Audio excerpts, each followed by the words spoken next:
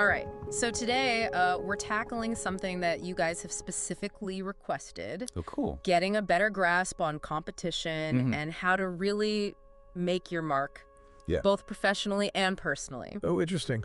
We're going deep on this one into an article called You Are the Level of Your Enemies. Oh, wow. Okay. By marketing strategist Sergey Guzev.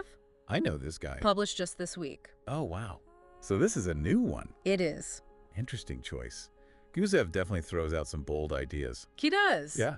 His main argument is that the strength of your competition actually reveals your own position. Okay, I like that already. So if you're not facing any serious rivals, maybe you're not pushing yourself hard enough. Oh, I see. What do you think about that idea?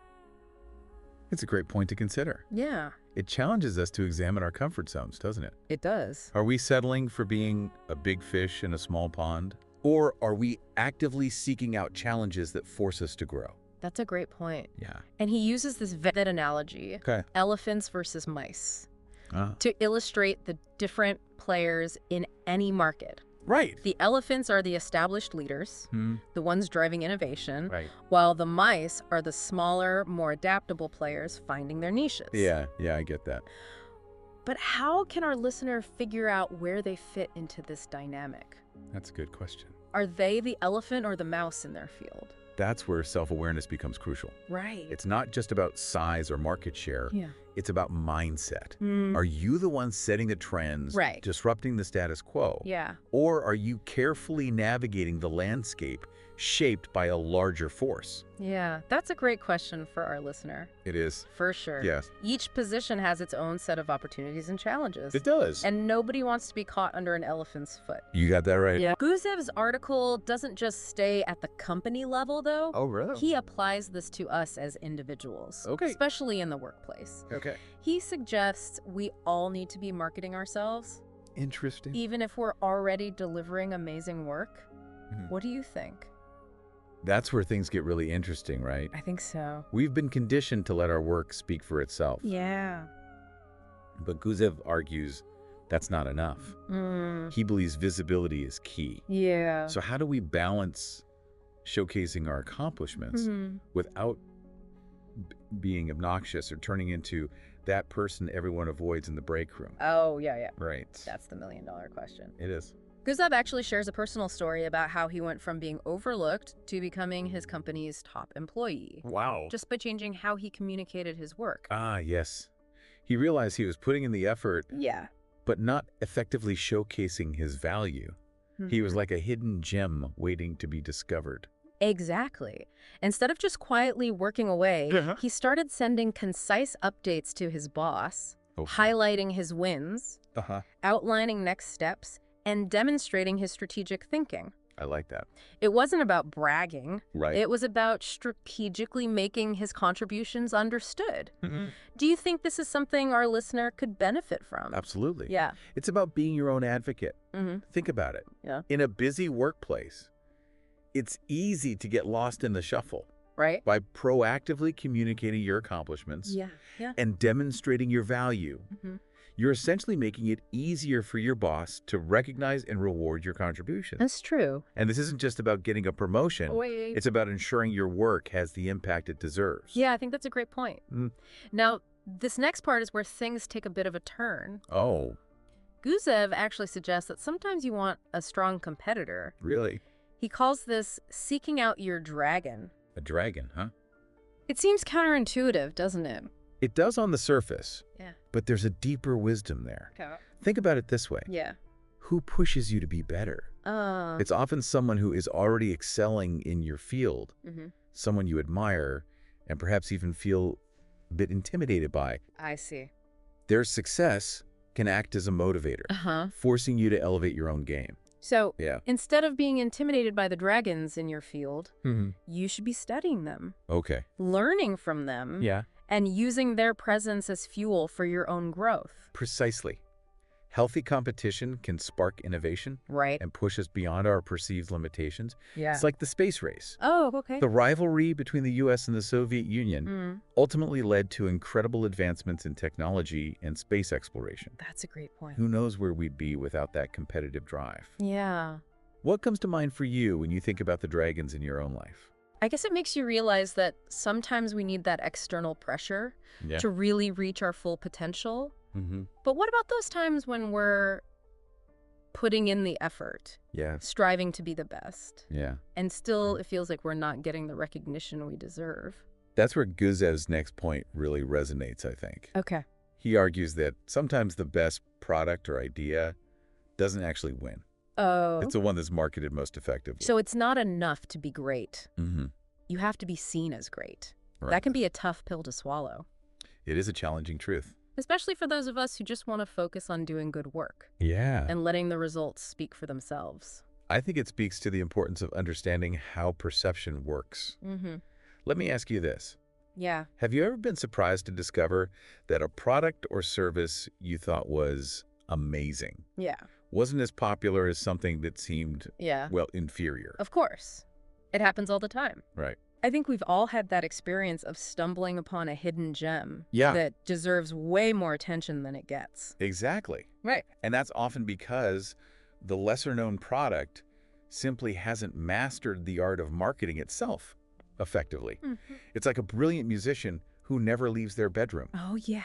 Their talent might be undeniable, right? But without putting themselves out there, they'll never reach their full audience. That's a great analogy. Yeah. So what Guzev is really saying is that we need to be both skilled and visible. Precisely.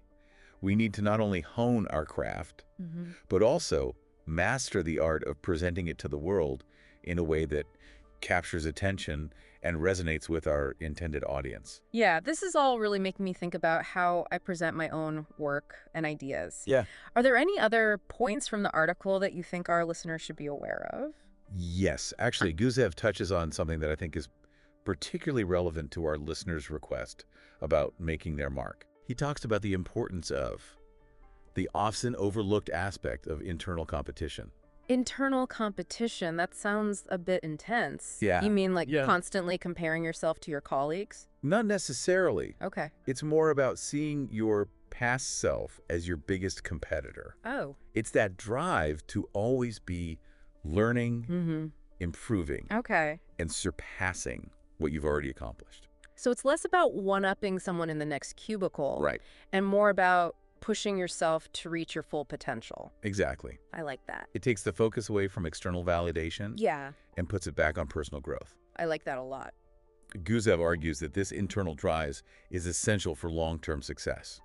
It's what keeps us from becoming complacent, from settling for good enough, when we know we're capable of so much more. It's true. But it's not just about striving for excellence behind closed doors, right? Yeah. We also have to think about how we're presenting ourselves and our work to the world. That's where positioning comes in, right?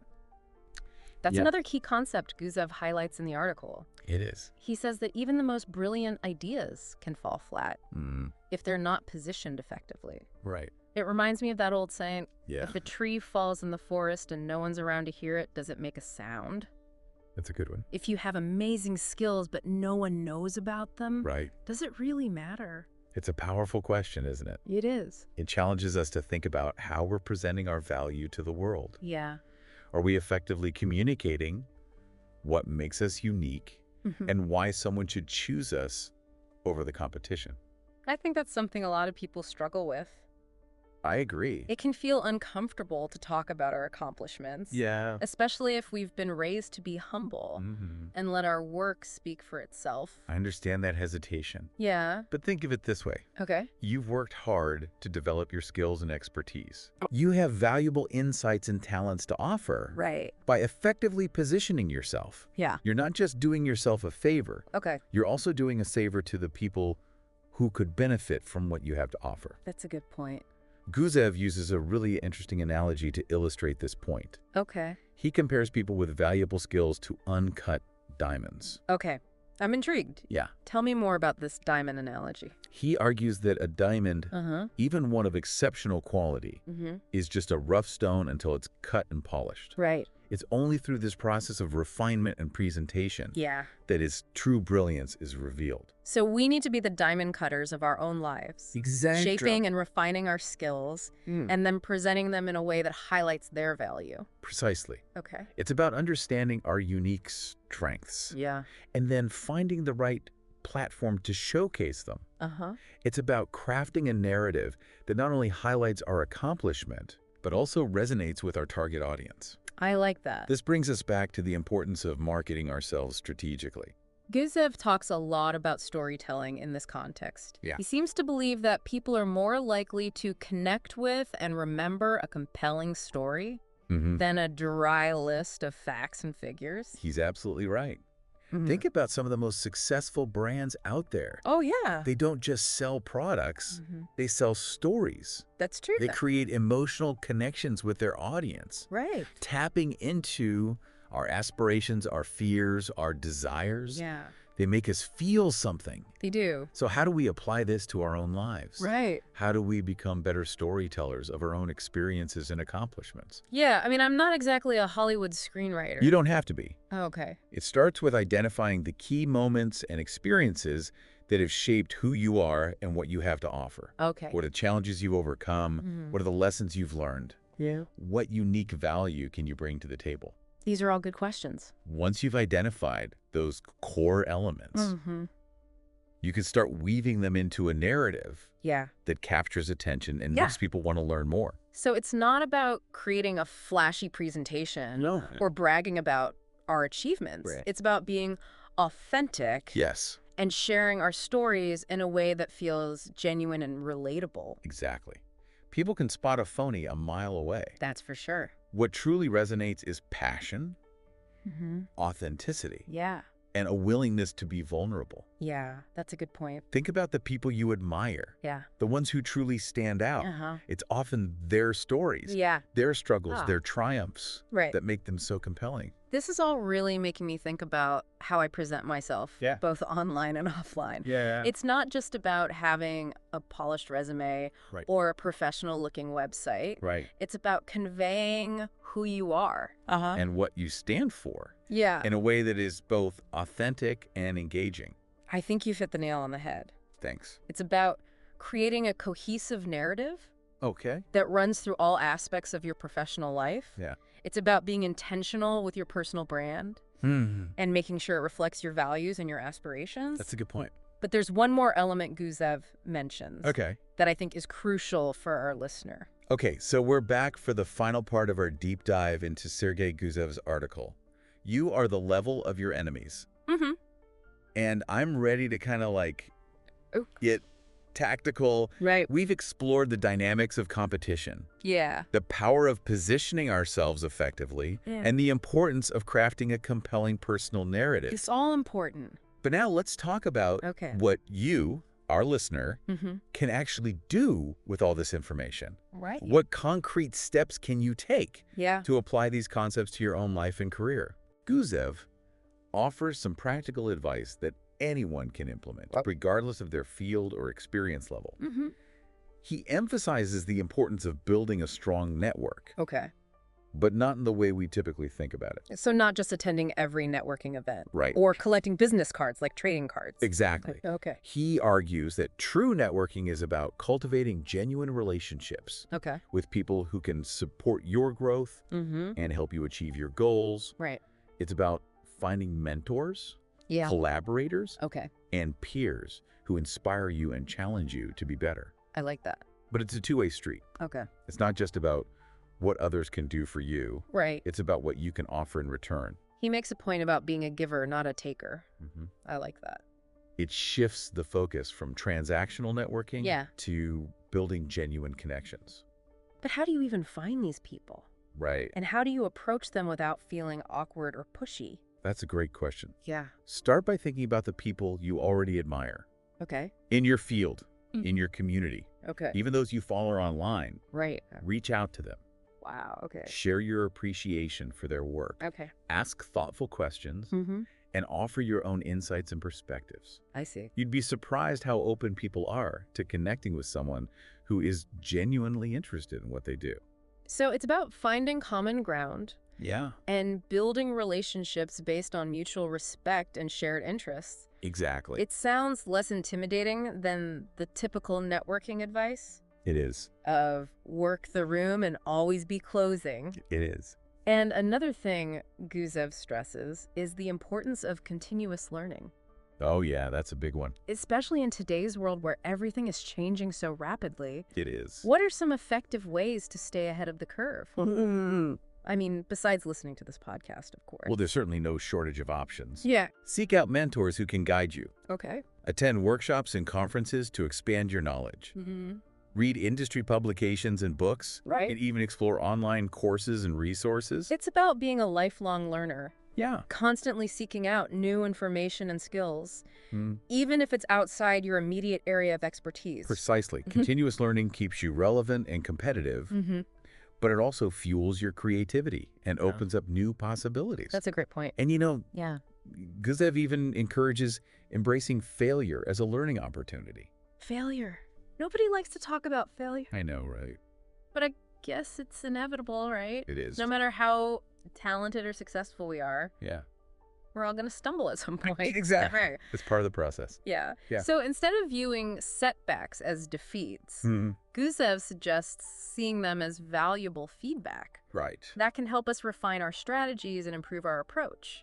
Think about some of the most successful people in history. Oh, yeah. They've often faced countless rejections and setbacks before achieving their breakthroughs. It's true. So it's not about avoiding failure. Right. It's about learning from it. Yeah. And using it as fuel for growth. Absolutely. That's a powerful mindset shift. It is. Guzev encourages adopting a growth mindset where you view challenges as opportunities for development rather than roadblocks. Yeah. This allows you to bounce back from setbacks with resilience and a determination to learn and improve. Absolutely. And ultimately, isn't that what this deep dive is all about? It absolutely is. Guzev's article has given us a lot to think about. It has. The dynamics of competition, the power of self-promotion, the importance of continuous learning, and the resilience to overcome setbacks. It's all important. But what's the most important takeaway for our listener?